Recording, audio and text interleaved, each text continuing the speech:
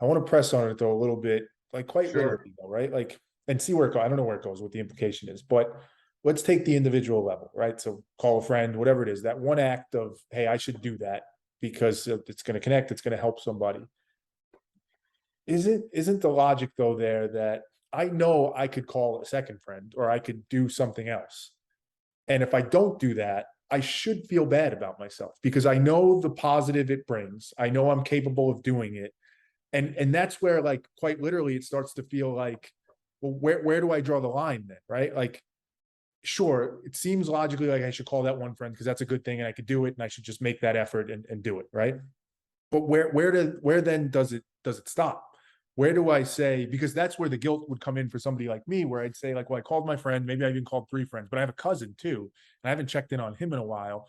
And it's very easy to start to think of it through the lens of like, I'm never going to be able to do this at the level that actually makes sense. And it's almost like I should feel bad about that, but I don't want to. Therefore, I won't even call that one friend. If I call that one friend, now I've opened the door to me feeling bad about all the other people I'm not calling. And is there truth to that? Like, does that check? Because if it isn't true, if it is okay to just call that one friend and say, okay, I did my part for today.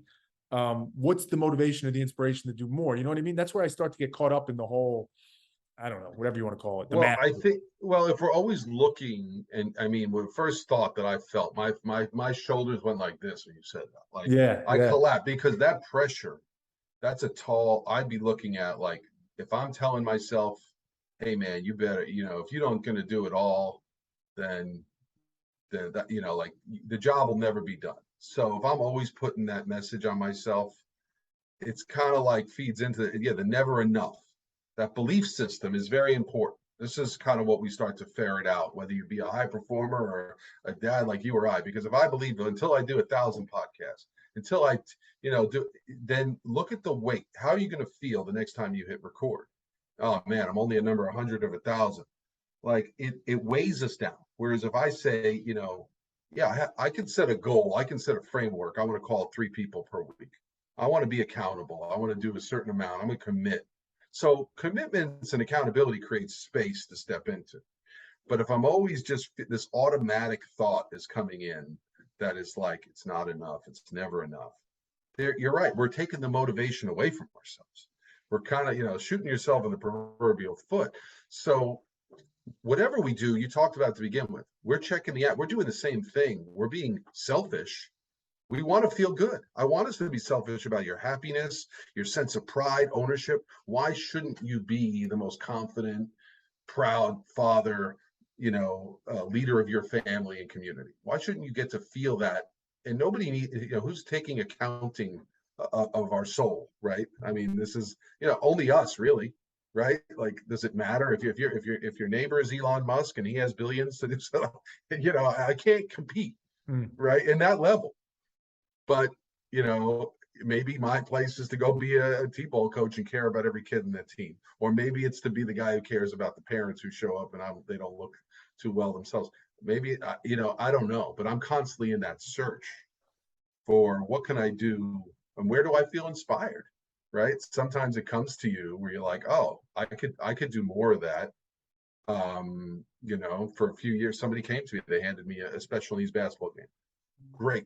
For a few years, it was great. Then when it became, I'm the administrator, it doesn't, like, it didn't inspire me anymore. yeah, So maybe it's somebody else's turn. Like, yeah. we're not meant to just, so even that work of going, hey, this thing that I did that was once good, or this one friend that I reached out, doesn't have to become a religion. It doesn't have to become a job. We are the owners of our own time and energy. So I think it's like a consistent flow of things, that the more dynamic I am in putting myself out there to fill myself up, at the same time, I'm going to be provided with opportunities to connect, Yeah. play, engage. And so am I open? And what you described to me a little bit earlier in one of your questions was the blinders, the avoidance, or the head in the sand. Remember, those are coping skills. Freud called, denial and avoidance. We do those for a reason. We do those to survive.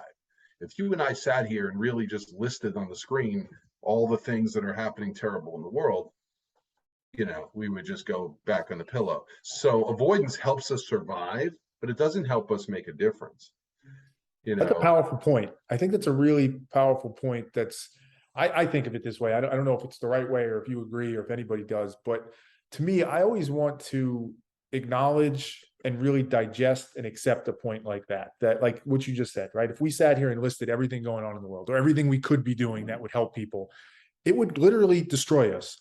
And there's an acceptance in that, and a reality which says, which I think it's very much back to the question I just asked and your answer to it, which is like, if you make pretend that you're capable of solving all the world's problems or fixing all that stuff, you're obviously completely kidding yourself. But there's also a reality of accepting of like, at the end of the day, I have to be somewhat selfish. I have to pick a line and say, yep, I'm going to go coach my kids' T-ball team, and that's how I'm going to connect and give back. I'm not going to go work at the soup kitchen this week. The people at the soup kitchen need help. They do. They're going to suffer. And I would benefit them if I went there, but I just can't. And I think for a lot of people, and maybe myself very much included, that's a hard acceptance to say, I'm in some ways, not literally, but kind of literally, I'm letting some people down because I have to. I can only do so much. And like, I think part of being a healthy, well-adjusted adult is being able to accept that fact and still move on and live with it. And that's hard, though. That's hard for a lot of people.